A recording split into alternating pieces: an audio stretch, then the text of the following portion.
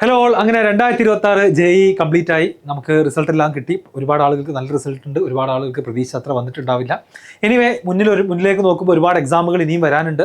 And കഴിഞ്ഞ എക്സാമിനെ base ചെയ്തുകൊണ്ടുള്ള ഒരു കംപ്ലീറ്റ് അനാലിസിസ് ആണ് ഞാൻ ഉദ്ദേശിക്കുന്നത്. മാർക്കും പെർസെൻറ്റേജും റാങ്കും ഒക്കെ പറഞ്ഞുകൊണ്ടുള്ള ഒരു അനാലിസിസ്.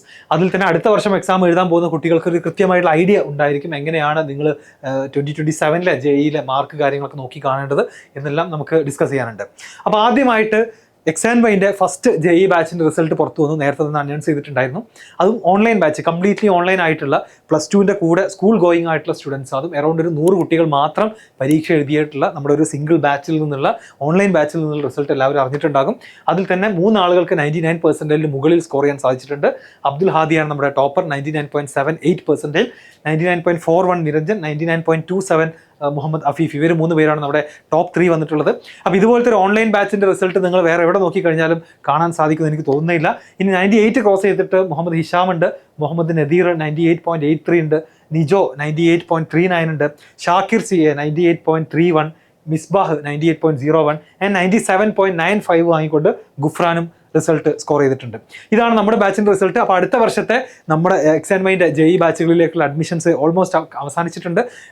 ഓൺലൈൻ ബാച്ചിൻ്റെ ക്ലാസ്സുകൾ സ്റ്റാർട്ട് ചെയ്തു. ഇൻ്റഗ്രേറ്റഡ് ബാച്ചുകൾ ഏകദേശം അഡ്മിഷൻ ക്ലോസ് ആയിട്ടുണ്ട്.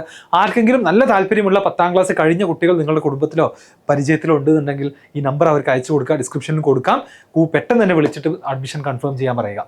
ഓക്കെ, ഇനി നമുക്ക് എക്സാമിലേക്ക് വരികയാണെന്നുണ്ടെങ്കിൽ സ്റ്റാറ്റിസ്റ്റിക്സ് ഓവർവ്യൂയിലേക്ക് പോവുകയാണെങ്കിൽ ജനുവരിയിൽ 13.55 ലക്ഷം കുട്ടികൾ രജിസ്റ്റർ ചെയ്തപ്പോൾ 13.05 ലക്ഷം കുട്ടികളാണ് എക്സാം എഴുതിയത്. ഏപ്രിലേക്ക് വരുമ്പോൾ എല്ലാ വർഷത്തെയും പോലെ തന്നെ 11.1 ലക്ഷം കുട്ടികൾ രജിസ്റ്റർ ചെയ്തു. അതിൽ 10.34 ലക്ഷം കുട്ടികളാണ് അപ്പിയർ ചെയ്തത്. അപ്പോൾ ടോട്ടൽ എത്ര കുട്ടികൾ അപ്പിയർ ചെയ്തു എന്ന് വെച്ച് കഴിഞ്ഞാൽ ഇത് രണ്ടും കൂടെ ആഡ് ചെയ്യില്ല, അതിൽ ഒരുപാട് പേര് സെയിം ആണല്ലോ. അപ്പോൾ നമുക്ക് യുണീക്ക് ആയിട്ടുള്ള ഫൈനൽ കൗണ്ട് നോക്കുകയാണെന്നുണ്ടെങ്കിൽ ഓവറോൾ 16.04 ലക്ഷം കുട്ടികൾ രജിസ്റ്റർ ചെയ്തു. അതിൽ 15.38 ലക്ഷം കുട്ടികൾ അപ്പിയർ ചെയ്തു. ഏറ്റവും ഹയസ്റ്റ് ആണത്. JEEയുടെ സർവ്വകാല റെക്കോർഡാണെന്ന് തന്നെ നമുക്ക് പറയാം. ഇത് കഴിഞ്ഞ വർഷങ്ങളിൽ ഇൻക്രീസ് ചെയ്തുകൊണ്ടേയിരിക്കുകയാണ്. ഓരോ വർഷവും ഈ നമ്പർ എന്ത് ചെയ്തുകൊണ്ടിരിക്കുകയാണ്, കൂടിക്കൊണ്ടേയിരിക്കുകയാണ്. ഇത് കഴിഞ്ഞ വർഷം 14.75 ലക്ഷമായിരുന്നു. അപ്പോൾ 25ഉം 38ഉം ഏകദേശം 60,000-ത്തിലധികം കുട്ടികൾ കൂടുതലായിട്ട് എന്ത് ചെയ്തിട്ടുണ്ട്, എക്സാം എഴുതിയിട്ടുണ്ട് എന്നുള്ളത് നമുക്ക് മനസ്സിലാക്കാൻ സാധിക്കും. അപ്പോൾ ആ ഒരു JEEയുടെ ട്രെൻഡ് കൂടുന്നതും അതിനോടൊപ്പം നീറ്റിൻ്റെ ട്രെൻഡ് കുറയുന്നതും നമ്മൾ കഴിഞ്ഞൊരു 2 വർഷമായിട്ട് എന്ത് ചെയ്തുകൊണ്ടിരിക്കുകയാണ്, വാച്ച് ചെയ്തുകൊണ്ടിരിക്കുന്ന ഒരു കാര്യം തന്നെയാണ്. ആൻഡ് അഡ്വാൻസ്ഡ് എക്സാമിലേക്കുള്ള കട്ട് ഓഫ് നോക്കുകയാണെന്നുണ്ടെങ്കിൽ ജനറൽ കാറ്റഗറിയിൽ 93.41% കട്ട് ഓഫ് ആയിട്ട് വന്നിട്ടുള്ളത്. 93.41% മുകളിലുള്ള ജനറൽ കാറ്റഗറി സ്റ്റുഡൻസിന് മാത്രമേ അഡ്വാൻസ്ഡ് എക്സാം എഴുതാൻ കഴിയുള്ളൂ. ഇനി ബാക്കി കാറ്റഗറിയിലേക്ക് വരികയാണെന്നുണ്ടെങ്കിൽ പേഴ്സൺസ് വിത്ത് ഡിസബിലിറ്റീസ് ആണെങ്കിൽ 0.0023186%. EWSന് 82.416 വരെ പോകാൻ പറ്റും. അതിൽ ഏകദേശം 25,000 കുട്ടികൾ ആ രൂപത്തിൽ സെലക്ട് ചെയ്തിട്ടുണ്ടാകും. OBC കാറ്റഗറിയിലുള്ള കുട്ടികൾക്ക് 80.923, OBC NCL ആണെന്നുള്ളത് ഞാൻ പ്രത്യേകം എടുത്ത് പറയുന്നു. 67,000-ഓളം കുട്ടികൾ OBC കാറ്റഗറിയിൽ നിന്നും സെലക്ട് ചെയ്യപ്പെട്ടിട്ടുണ്ടാകും. SC 63.917, ST 52.017%. ഇതാണ് കട്ട് ഓഫ്. ടോട്ടൽ ഇതെല്ലാം കൂടി ആഡ് ചെയ്ത് കഴിഞ്ഞാൽ അറൗണ്ട് 2.5 ലക്ഷം കുട്ടികൾ അഡ്വാൻസ്ഡ് എക്സാം എഴുതാൻ എലിജിബിൾ ആയിട്ടുണ്ട്. അതിൽ നമ്മൾ യൂഷ്വലി ഒരു 1,80,000 ഒക്കെയാണ് എക്സാം എഴുതാറുള്ളൂ എന്നുള്ളത് മറ്റൊരു സത്യം. ഓക്കെ, ഇനി നമ്മുടെ കാത്തിരുന്ന പെർസെൻറ്റേജ് വേഴ്സസ് റാങ്കിലേക്ക് ആദ്യം പോകാം. ഏറ്റവും ടോപ്പ് റാങ്ക് ഒരു 100ൻ്റെ ഉള്ളിലൊക്കെ എത്താൻ നിങ്ങൾക്ക് ഒരു 99.99% തന്നെ വേണം. ഒരു 99.9%ലേക്ക് എത്തുകയാണെന്നുണ്ടെങ്കിൽ ഒരു 1,600 അല്ലെങ്കിൽ 1,600, 1,500 എന്ന് പറയുന്ന റേഞ്ചിലാണ് എന്ത് ചെയ്യുക, നമ്മുടെ റാങ്കുകൾ ഉണ്ടായിരിക്കാം. അണ്ടർസ്റ്റുഡ്. അതുപോലെ തന്നെ 99.8 ആണെങ്കിൽ 3,421 വരും. 99.7 ഉണ്ട്, 99.6, 99.5 ഒക്കെ എത്തുമ്പോഴത്തേക്കും 7,900-ഓളം നമ്മുടെ ഓൾ ഇന്ത്യ റാങ്ക് എത്തും. ഒരു 99.4 ഒക്കെ കഴിയുമ്പോഴത്തേക്കും എന്ത് ചെയ്യും, നമ്മൾ 10,000-ൻ്റെ പുറത്തെത്താൻ തുടങ്ങും. 99.4-ൻ്റെ താഴെ എത്തിക്കഴിഞ്ഞാൽ നമ്മൾ ഏകദേശം ഒരു 10,000-ൻ്റെ പുറത്ത് കിടക്കും. പിന്നെ 99% എന്ന് പറയുന്നത് ആക്ച്വലി 16,000 റാങ്ക്. അപ്പോൾ നമ്മൾ മനസ്സിലാക്കേണ്ട ഒരു കാര്യം, ഓൾ ഇന്ത്യ റാങ്കിൻ്റെ ടേംസിൽ സംസാരിക്കുമ്പോൾ 99% ആക്ച്വലി എന്താണ് 16,000 ആണെന്നുള്ളത് ഓർക്കുക. കഴിഞ്ഞ വർഷം ഇത് 15,500 ആയിരുന്നു. അപ്പോൾ ആളുകളുടെ എണ്ണം കൂടുന്നതിനനുസരിച്ച് 99% ഉള്ളിലുള്ള ആളുകളുടെ എണ്ണം കൂടും.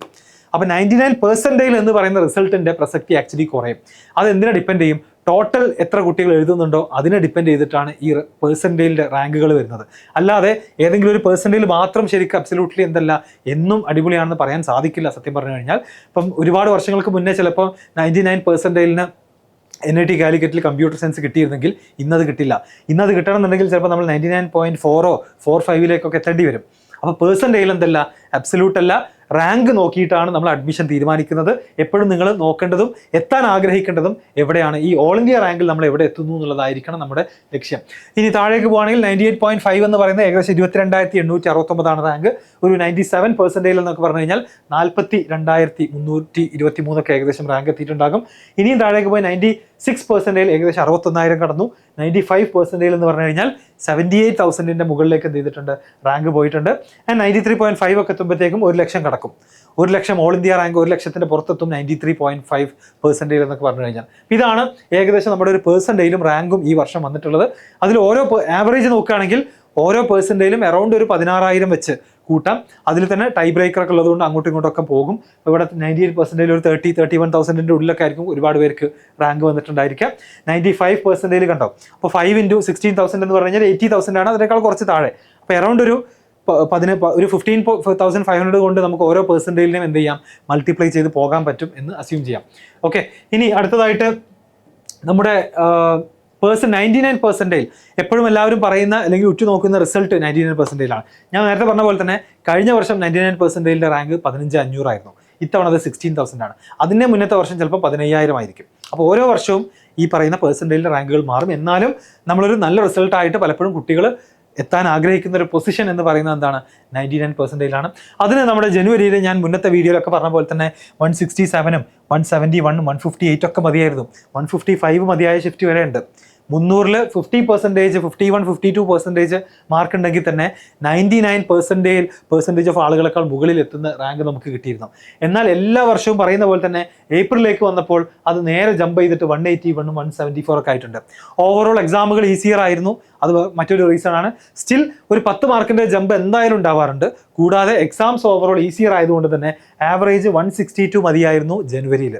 എന്നാൽ 183 വേണ്ടി വന്നിട്ടുണ്ട് എവിടെ, ഏപ്രിൽ സെഷനിൽ. അപ്പോൾ ഇതിലൊരു 10 മാർക്കിൻ്റെ ജമ്പ് യൂഷ്വലി എപ്പോഴും ഉണ്ടാകും. കാരണം 3-4 മാസം കൂടെ എല്ലാ കുട്ടികൾക്കും പഠിക്കാൻ കിട്ടും. അപ്പോൾ ഓവറോൾ എല്ലാവരുടെയും മാർക്കിൽ ചെറിയൊരു ഇൻക്രീസ് ഉണ്ടാവുകയും ചെയ്യും.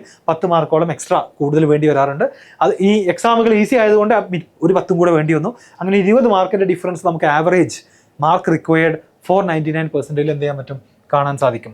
ഇനി ജനുവരി സെഷനിലെ ഓരോ സെഷനിലെയും 99% നമ്മൾ മുന്നേ കാണിച്ചത് പോലെ തന്നെ എന്ത് ചെയ്തിട്ടുണ്ട്, അതിൽ വലിയ മാറ്റങ്ങളൊന്നുമില്ല. എന്നാൽ ഈ വർഷത്തെ പുതിയ റാങ്കിൽ അല്ലെങ്കിൽ പെർസെൻറ്റേജിലേക്ക് നമ്മൾ പോകുകയാണെന്നുണ്ടെങ്കിൽ നിങ്ങൾക്ക് അവിടെ കാണാം പെർസെൻറ്റേജ് വേഴ്സസ് ഈച്ച് ഷിഫ്റ്റ്. അതായത് ഏപ്രിൽ 2, ഏപ്രിൽ 4, ഏപ്രിൽ 5, 6 ആൻഡ് 8 9 എക്സാമുകളാണ് ഏപ്രിലിൽ നടന്നത്. ഈ 9 എക്സാമുകളിലും 90 മുതൽ 99 വരെ പെർസെൻറ്റേജിൽ എത്ര മാർക്കാണ് വന്നിട്ടുള്ളത്. 99%ൻ്റെ കാര്യം ഞാൻ ഓൾറെഡി പറഞ്ഞു. 181-ൽ തുടങ്ങി 195 വരെ പോയ ഷിഫ്റ്റുകളുണ്ട്. ഏറ്റവും ചെറുത് 173 അല്ല 165. ലാസ്റ്റ് ദിവസത്തെ എക്സാമാണ് ഏറ്റവും ചെറിയ മാർക്ക് 99% ക്രോസ് ചെയ്യാൻ വേണ്ടി വന്നിട്ടുള്ളത്. നമ്മുടെ ടോപ്പറായിട്ടുള്ള അബ്ദുൽ ഹാദിയൊക്കെ എഴുതിയത് ലാസ്റ്റ് ഷിഫ്റ്റാണ്. അതുപോലെ തന്നെ 98.5%-ന് 171 മുതൽ എന്നുള്ള റേഞ്ചിലേക്കാണ് എന്ത് ചെയ്യുന്നത്, പോകുന്നത്. 98% ക്രോസ് ചെയ്ത ആളുകളുടെ മാർക്കാണ് ഈ കാണുന്നത്. ഓരോ ഷിഫ്റ്റിലും ഡിഫറൻറ്റ് മാർക്കാണ്. അപ്പോൾ എക്സാമിൻ്റെ ഡിഫിക്കൽട്ടി ലെവൽ അനുസരിച്ച് ഒരിക്കലും നമ്മൾ എന്ത് ചെയ്യില്ല, നമ്മുടെ റിസൾട്ട് മോശമാവില്ല. എല്ലാവരുടെയും മാർക്ക് അതിനനുസരിച്ച് കുറയും. 97%-ന് ഇത് അത്രയുമാണ്. ഒരു 90% എടുക്കുകയാണെങ്കിൽ 104, 85 ഉണ്ട്, 91 ഉണ്ട്. ഇവിടെ മനസ്സിലാക്കേണ്ട ഒരു കാര്യം, ഇപ്പം രണ്ടാമത്തെ ദിവസത്തെ ഷിഫ്റ്റ് 2-ൽ 85 മാർക്ക് മതി 90%-ന്. എന്നാൽ ലാസ്റ്റ് ഏറ്റവും ടഫായിട്ടുള്ള എക്സാമിൽ അതിൽ കൂടുതൽ മാർക്ക് റിക്വയർഡ് ആയിട്ട് വന്നിട്ടുണ്ട്. അപ്പോൾ താഴേക്കൊക്കെ വരുന്ന സമയത്ത് ഒരുപാട് വേരിയേഷൻസ് നമുക്ക് എന്ത് ചെയ്യാൻ പറ്റും, കാണാൻ സാധിക്കുന്നുണ്ട്. അതുപോലെ തന്നെ ഇപ്പോൾ 4th ഷിഫ്റ്റ് 2 ഒരുപാട് ആളുകൾ ഭയങ്കര സ്കാം ആണെന്നൊക്കെ പറയുന്ന ഒരു എക്സാമാണെന്ത് 4th ഷിഫ്റ്റ് 2 എന്ന് പറയുന്നത്. അപ്പോൾ ഇവിടെ നമുക്ക് നോക്കിക്കഴിഞ്ഞാൽ ഈ വേരിയേഷൻസ് ഒക്കെ പല റേഞ്ചിൽ പല രൂപത്തിലുണ്ടാകും. കാരണം ചിലപ്പോൾ ചില എക്സാമ്പിൾസ് നോക്കാം. അതായത് ഇവിടെ തന്നെ നോക്കാം, നമുക്ക് സെക്കൻഡ് ഷിഫ്റ്റ് 1-ലൊക്കെ മാർക്ക് ചെറിയ ഡിഫറൻസ് ആണ് താഴേക്ക് വരുന്നതിനനുസരിച്ച് നമുക്ക് കാണാൻ സാധിക്കുക. വളരെ ചെറിയ ഡിഫറൻസിലാണ് ഒരുപാട് റാങ്കുകൾ മാറുക. ഇപ്പോൾ ഒരു പെർസെൻറ്റേജ് എന്ന് പറഞ്ഞു കഴിഞ്ഞാൽ അപ്രോക്സിമേറ്റ്ലി എബവ് 15,000 ആണ്. എബവ് 50,000 മേ ബി 16,000-ൻ്റെ അടുത്തായിരിക്കും ഓരോ പെർസെൻറ്റേജിൽ പോകുന്നത്. അപ്പോൾ നിങ്ങൾക്ക് കൃത്യമായിട്ട് നോക്കാം ഓരോ ഷിഫ്റ്റിലും ഓരോ പെർസെൻറ്റേജിലും എത്ര മാർക്ക് റിക്വയർഡ് ആയിട്ടുണ്ട് എന്നുള്ളത്. ഇനി അതിൻ്റെ മുകളിലേക്ക് പോകണമെന്നുണ്ടെങ്കിൽ 90-ന് മുകളിലേക്ക് 90-ക്ക് മുകളിലേക്ക് പോകണമെന്നുണ്ടെങ്കിൽ ഇതാ 99.9% എത്താൻ 242 മാർക്കാണ് ഫസ്റ്റ് ദിവസത്തെ എക്സാമിൽ വേണ്ടി വന്നിട്ടുള്ളത്. അത് ഏറ്റവും കുറവ് ലാസ്റ്റ് ദിവസത്തെ എക്സാമിലാണ് 225. ഇനി ഒരു 99.4% ഒരു 10,000 ഓൾ ഇന്ത്യ റാങ്ക് 10,000-ൻ്റെ ഉള്ളിലെത്താൻ നമുക്ക് എത്ര മാർക്ക് വേണം? അറൗണ്ട് 196 മാർക്ക് ഫസ്റ്റ് ദിവസം വേണം. ലാസ്റ്റ് ദിവസം 180 വേണ്ടി വന്നിട്ടുണ്ട്. അതുപോലെ തന്നെ 204-ഉം 198 ഒക്കെയാണ് ബാക്കി ദിവസങ്ങളിൽ ആവശ്യം വന്നിട്ടുള്ളത്.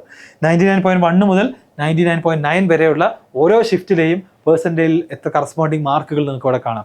ഇത് അടുത്ത വർഷം പ്രിപ്പയർ ചെയ്യുന്ന കുട്ടികൾ നോട്ട് ചെയ്യുക. നിങ്ങൾ ടാർഗറ്റ് ചെയ്യേണ്ട മാർക്ക് 300 എക്സാം എഴുതുമ്പോൾ ഈ മാർക്കുകളിലേക്കാണ് നിങ്ങൾ എന്ത് ചെയ്യേണ്ടത്, എത്തേണ്ടത് എന്നുള്ളത് ഓർക്കുക. ഇനി സബ്ജക്റ്റ് വൈസ് നോക്കുകയാണെങ്കിൽ ഫിസിക്സ് ആസ് യൂഷ്വൽ ഇപ്പോൾ ഏറ്റവും എളുപ്പമുള്ള സബ്ജക്റ്റ് ഫിസിക്സ് ആയിക്കൊണ്ടിരിക്കുകയാണ്. കാരണം നമുക്ക് ഇവിടെ നോക്കിയാൽ തന്നെ കാണാൻ പറ്റും ആവറേജ് ഫോർ 99% 10 ഷിഫ്റ്റിലും കൂടെ ഫിസിക്സിലെ 99% എത്താൻ ആവറേജ് 76 മാർക്ക് വേണ്ടി വന്നിട്ടുണ്ട്. അതിൽ തന്നെ 85 റിക്വയർഡ് ആയിട്ടുള്ള എക്സാം ഉണ്ട്, ലോവസ്റ്റ് 67. അപ്പം 4th ഷിഫ്റ്റ് 2 ഫിസിക്സ് ഏറ്റവും ഈസി ആയിരുന്നു. 85 മാർക്ക് 99% കിട്ടാൻ എത്ര വേണ്ടി വന്നിട്ടുണ്ട്, 85 വേണ്ടി വന്നിട്ടുണ്ട്. അണ്ടർസ്റ്റുഡ്? അതായത് ടോപ്പ് 1% ആയിട്ടുള്ള ആളുകൾക്ക് 85 ഓർ എബോവ് മാർക്ക് സ്കോർ ചെയ്തിട്ടുണ്ടെന്നാണ് അർത്ഥം. ഇനി 4 ഷിഫ്റ്റുകളിൽ 80+ മാർക്ക് റിക്വയർഡ് ആയിട്ടുണ്ട്. അപ്പോൾ എക്സാം ഈസി ആവുന്നതിനനുസരിച്ച് എല്ലാവരുടെയും മാർക്ക് കൂടും.